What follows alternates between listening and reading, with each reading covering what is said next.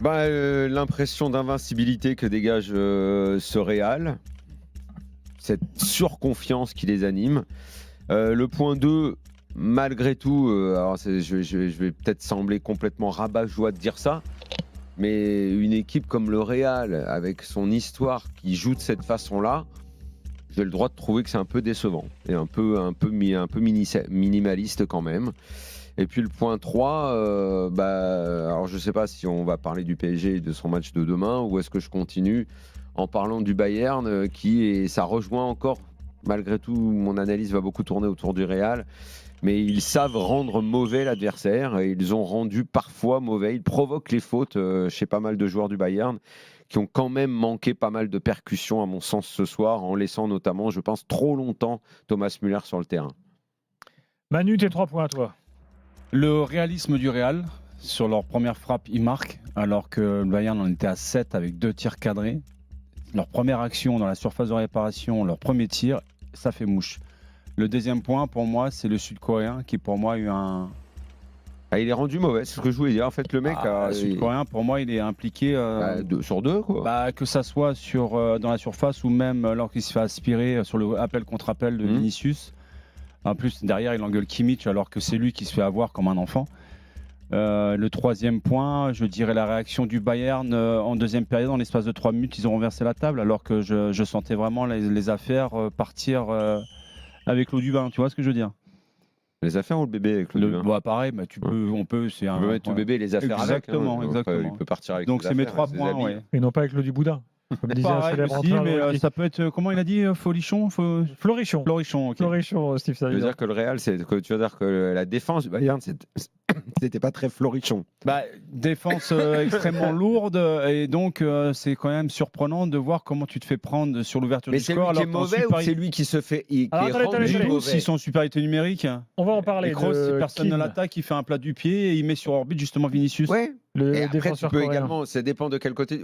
Oui, je cherche un peu la petite bête. Et c'est vrai qu'il fait un mauvais match. Mais sur le premier but, tu peux également souligner. Alors, c'est vrai que ça fait un peu école, c'est très académique. Mais l'appel contre appel de Vinicius, il est incroyable. On est d'accord, mais c'est un truc que tu as pensé en formation. Je sais bien. Tu te fais avoir dans une position où tu as ta défense qui est positionnée. Oui, mais Vinicius, d'abord, c'est un attaquant extraordinaire. On est d'accord. Le plat du pied de Kroos, il faut le sortir à ce moment-là. Il faut voir le trou. Il faut qu'elle soit parfaitement dosée. Je ne veux rien enlever à ce plat du pied, mais il a quand même la mer qui s'ouvre devant lui. Grave. Il lève la tête, il va avoir un boulevard, il a juste à la mettre. D'accord, mais c'est profiter. D'abord, techniquement, il faut la doser parfaitement. C'est Moïse devant la mer rouge. Elle est dosée. Mais la mer rouge, en l'occurrence, Moïse, c'est Vinicius. C'est Vinicius par son appel et son contre-appel qui crée cette brèche. Moi, je veux bien, je ne m'obstinerai pas si vous pensez que c'est le Coréen qui fait. C'est un ensemble de choses, mais disons que ça. Voilà, c'est ça un compte. ensemble. Il est rendu mauvais par ce magnifique appel contre appel d'école. Je suis d'accord avec toi. C'est basique. Ça montre que la défense c'est du velours. Du Bayern, elle n'évolue pas à leur poste préférentiel. Mais d'ailleurs, sa réaction c'est Min. Non, d'ailleurs, Kim. Au Sud-Coréen. Kim Min. Jung, voilà. Non. C'est comment? Kim Minier. T'as vu sa réaction? Derrière. Il a gueulé sur Kimmich. Non, moi je vois pas qu'il gueule sur Kimmich. Il se gueule sur lui-même. Non, mais il s'en prend à Kimmich en lui disant c'est à toi de couvrir. Ils se disent quand les défenseurs sont trop montent. Min, il se dit quand même j'ai fait une grosse connerie, il le sait quoi. Non, oui, d'accord, mais quelque part, il n'y a pas de coordination aussi sur le plan défensif. Quand un défenseur central monte pour accompagner le décrochage d'un attaquant de l'axe, les latéraux, notamment Kimmich, il n'y avait personne dans sa zone, il doit fermer. Mais je te dis, moi, ce Real parvient à créer, à prendre en défaut, à rendre mauvais l'adversaire en le poussant à faire des fautes. Aussi, les 2 buts du Bayern dans l'espace de 3 minutes quand il renverse la table, c'est du copier-coller en fait. 2 joueurs qui rentrent, balle au pied, en percussion, en essayant de dribbler, slalomer dans la surface de réparation avec 3 joueurs qui montent sur lui et en fait... c'est du copier-coller de chaque côté de la surface de réparation. Après, quand tu as de la qualité, alors les gars, accueillons Paulo Breitner. En fait, tu peux mettre en place une tactique. Attends, excuse-moi. Tu peux mettre en place une tactique ultra basique, parce que la tactique du Real, c'est très basique. C'est même, je trouve, pour le Real, un peu minimaliste. Genre, on attend derrière nous. Mais quand tu as autant de qualité, qu'est-ce que tu veux faire? Quand tu as un Kroos remplacé par un Modric qui peut t'envoyer des bons ballons, Vinicius, il est capable de t'éliminer 2 mecs, il lui en faut 2 pour l'arrêter et encore.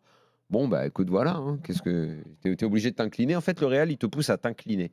Et tu dis, vas-y, cherche pas à comprendre, on va le faire. Moi, Le problème, c'est que tu poses une vraie question. Mais ce soir, ce que j'ai envie de te répondre, c'est que d'abord, Vinicius est supérieur à Aux quatre. l'ensemble des joueurs que tu as cités. Ouais. Et pour le reste, ils sont tous un peu décevants. Parce que Moussiala provoque, j'adore ce joueur, mais il donne encore pas forcément tout le temps quand il faut donner au bon moment. Sané, c'est toujours un peu la même histoire. C'est le gars, il a une fulgurance et puis énormément de déchets. Thomas Müller, très honnêtement, au bout de à la mi-temps, moi, je le sors. Il est en fin de parcours. Là. Je le sors à la mi-temps parce que je comprends, il est là, l'équilibre, la justesse, machin, mais au final, bon, il est décevant.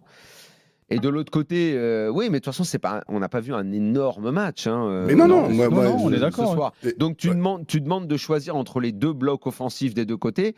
Bah, à l'arrivée, celui qui fait la diff s'appelle Vinicius. D'abord, je trouve que c'est ultra minimaliste. Je ne comprends pas qu'une équipe comme ça propose un tel jeu en mettant un bus. Je suis pas d'accord avec toi, Daniel.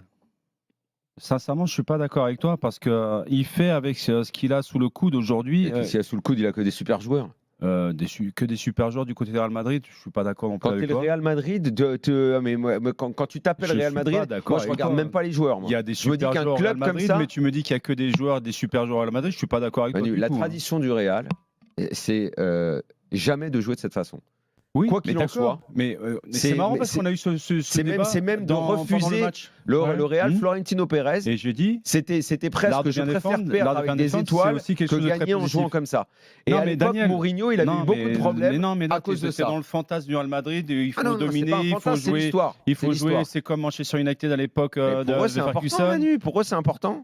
Oui, c'est peut-être important pour toi, mais Ancelotti, lui, pense à gagner la compétition. Pour l'histoire du Real. Non, mais d'accord, mais on s'en foutra, je veux dire, dans 10 ans, s'ils gagnent la Champions League cette année, on s'en foutra de savoir comment ils l'ont gagné.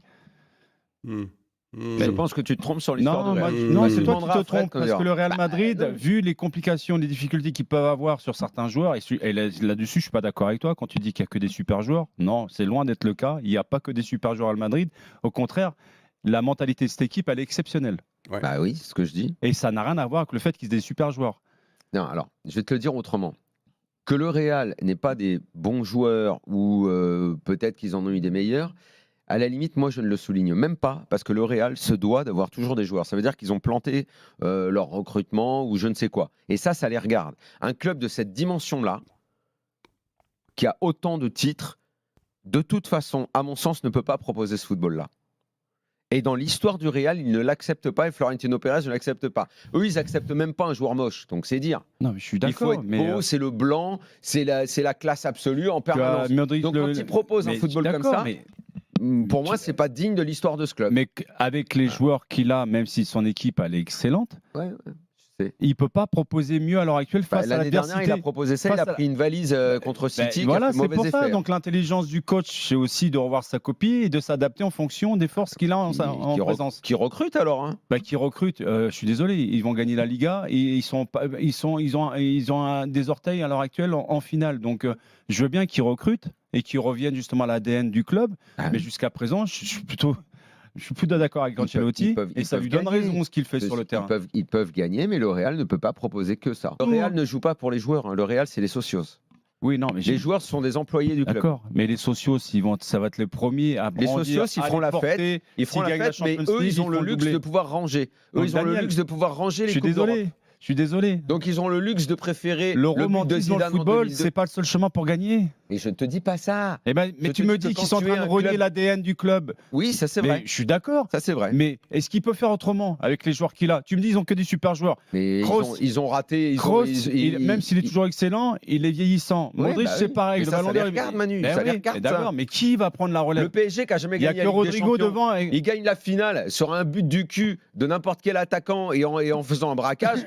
Alors on s'en foutra complètement. Le Real, ils ont un luxe. Ils ont un luxe de pouvoir choisir. Ils dominent tellement le football que tu as le droit de pouvoir dire cette Coupe d'Europe-là, je l'aime moins que celle, j'en sais rien, de 2002. Mais les joueurs, ils s'en foutent et Ancelotti aussi. Le football a changé.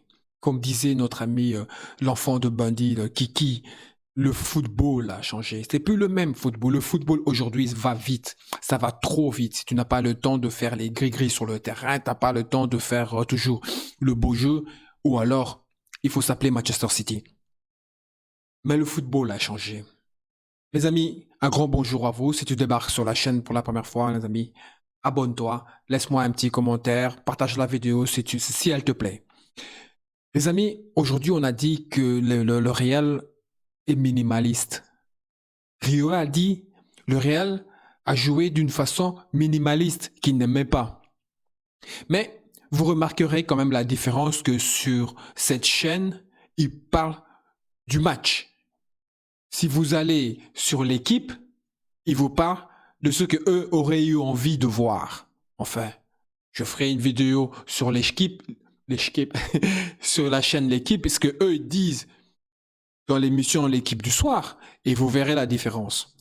Ici, ils analysent le match, ils parlent du match, ils parlent de joueurs.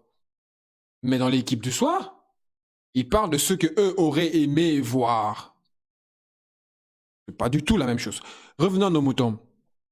Les amis, aujourd'hui, le Real est une équipe dégueulasse. C'est une équipe qui donne le somme. Aujourd'hui, le Real vous énerve. Le Real, quand tu joues le Real, tu ne sais plus comment le jouer. Possession, en contre, transition. Il n'y a pas de système de jeu. Le Real vous rend mauvais. Les équipes qui viennent jouer le Real ne sont pas mauvais. Regardez Real City, le Bayern n'est pas fondamentalement mauvais. Mais le Real vous rend mauvais. Le Real vous énerve, vous pousse à l'erreur. Et c'est au moment où vous faites les erreurs qu'ils vous punissent. Parce qu'ils ont des joueurs capables de vous punir. Regardez bien les matchs, le Real est toujours menacé. Jusqu'au moment où l'adversaire se fatigue. Et là, le Real prend le contrôle du match et ils vous punissent. Et ils vous traumatisent. C'est le Real d'aujourd'hui. Alors on dit que le Real est minimaliste, le Real ne devrait pas jouer comme ça, parce que c'est les grands Real. Je tiens à vous signaler quand même que le grand Brésil que tout le monde aime, le Brésil de football samba, c'est fini. C'est fini. On ne le voit plus, le football samba du Brésil. On ne le voit plus. Pourquoi? Pourtant, c'est le grand Brésil. Parce qu'ils ont compris qu'avec le football d'aujourd'hui, tu ne peux pas t'amuser à faire du foot samba. Ça ne marchera pas. Tu vas prendre de contre fulgurantes, tu vas en prendre 3 ou 4 pendant que toi, tu danses la samba sur le terrain. Ils l'ont compris. À l'époque, avant, ça marchait bien, mais ils ne gagnaient pas... Ah, si, ils gagnaient quand même. Si, ils gagnaient quand même. Si, ils gagnaient quand même. Mais voilà, c'est plus le même football.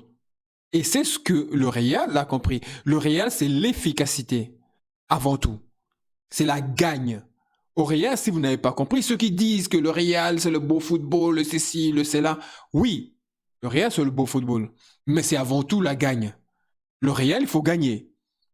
Le Real, avant de faire du bon football, il faut gagner. Mets 3-0, puis fais du beau football. Mais tu ne me fais pas du beau football quand tu n'as pas mis 1 ou 2 ou 3 goals. Hein. L'efficacité avant tout. Voilà pourquoi le Real gagne. Parce que c'est bien beau de dire ils sont minimalistes, ils jouent mauvais, parce que c'est les... S'ils nous donnent la 15e, on s'en bat les couilles du reste. Hein. Je vous dis honnêtement, s'ils nous donnent la 15e, on parlera pas de comment ils ont joué. Dans 2-3 ans, qu'on dirait, c'est qui a gagné la 15e coupe? Encore les bandits, encore le Real. Voilà ce qu'on dira. Combien de champions de ligue le Real a? 15. Voilà ce qu'on dit. On va pas nous dire, ouais, mais ils avaient joué comme ça. Ouais, mais ils avaient joué comme si. Non. Et ils donnent la 15e. Moi, je suis content. Laissez-les continuer à empoisonner nos adversaires. Parce que c'est ce qu'ils font. Ils les empoisonnent. Ils les poussent à l'échec. Ils mettent en échec leur système de jeu. Oui, c'est peut-être pas beau à voir. Mais en attendant, je répète ce que j'avais dit, et Ancelotti est en train de me donner raison, parce que j'ai toujours dit que le Real a une très bonne équipe, mais le Real n'a pas une attaque de feu. Le Real a une très bonne équipe, mais l'attaque du Real n'est pas de feu non plus. Il y a des équipes qui ont des attaques beaucoup plus violentes que le Real. Le Real, et d'ailleurs, on l'a vu tous, quand Vini n'est pas là, on voit très bien que ça marche pas de tonnerre. Alors demain, si tu enlèves Vini et Rodrigo, il reste plus rien. Je suis désolé, parce que quand on fait rentrer quelqu'un d'autre, c'est pas la même chose.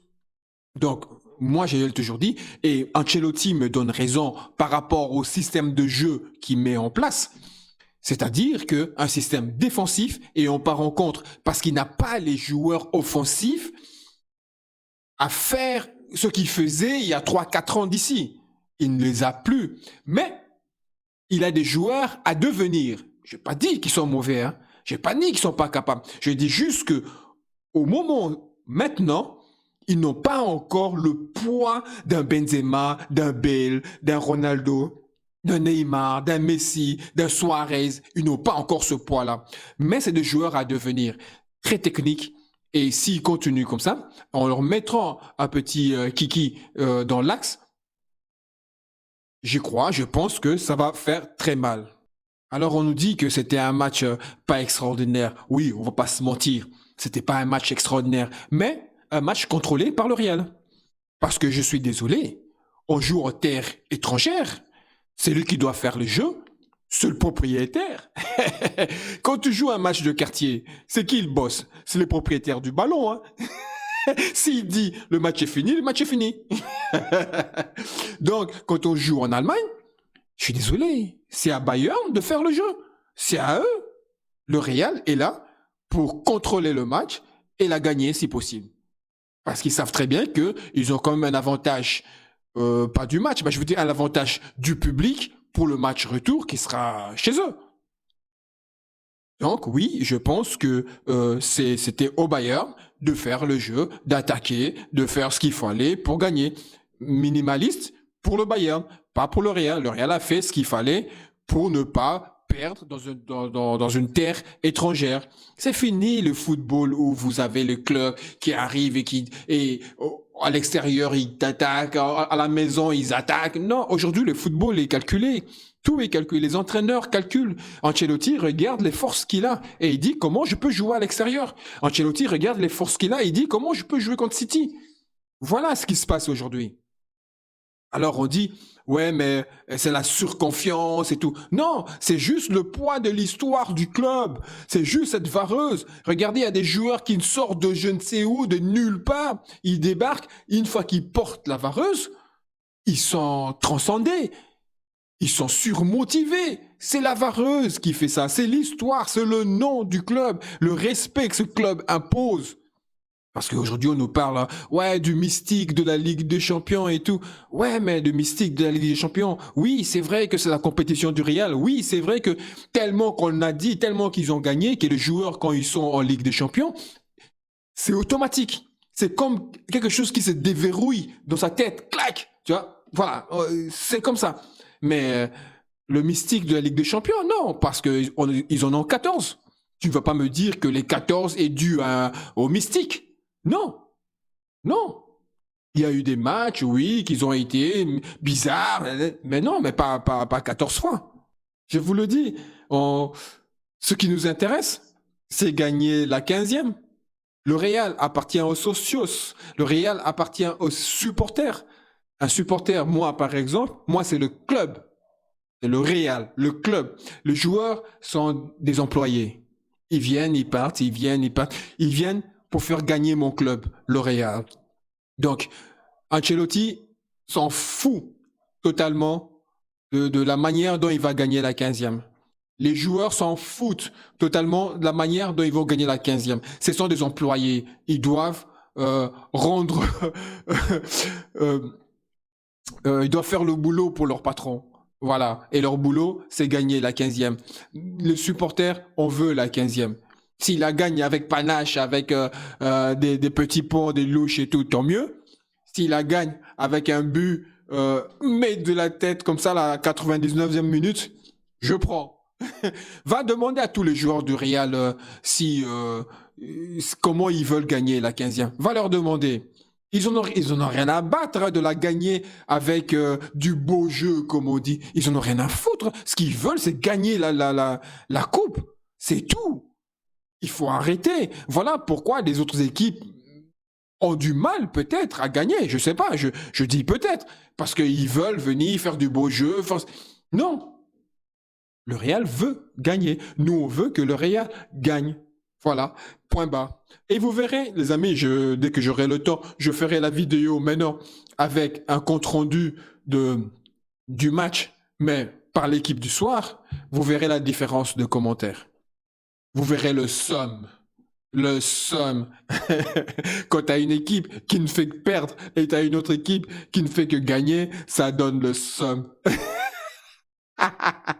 Va demander à Paris.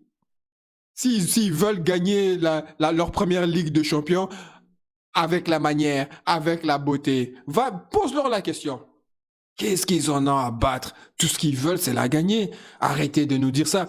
Le Real fait du football. C'est pas parce que le Real, en 2 matchs, il joue défensif. Ça y est, c'est la fin du monde. Non, contre City, c'est normal.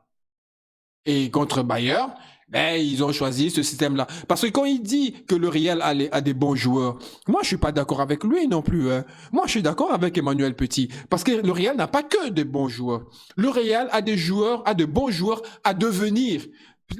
Pour l'instant, les joueurs du Real sont trop jeunes. Sont encore jeunes, malgré ce qu'ils nous montrent sur le terrain, malgré l'efficacité qu'ils ont sur le terrain, mais ils sont encore jeunes. Le Real avait des très bons joueurs. BBC. Prends l'équipe de BBC. Ramos, Pepe, Arbeloa d'un côté, l'autre là, le Brésilien, le petit avec les cheveux là. J'ai oublié mon préféré là. Marcelo de l'autre côté, des Xavi Alonso au milieu, des Ronaldo, Bale, Benzema, Isco. Ça, c'était une équipe meurtrière. Ça, c'était des grands joueurs. Aujourd'hui, le Real a une grande équipe. Et il a des joueurs à devenir des grands joueurs. Mais pour l'instant, moi, je suis d'accord avec Emmanuel Petit. Et c'est pour cela qu'Ancelotti joue de cette façon. C'est un entraîneur très expérimenté. S'il joue comme ça, les gars, il y a une raison. Il y a une raison.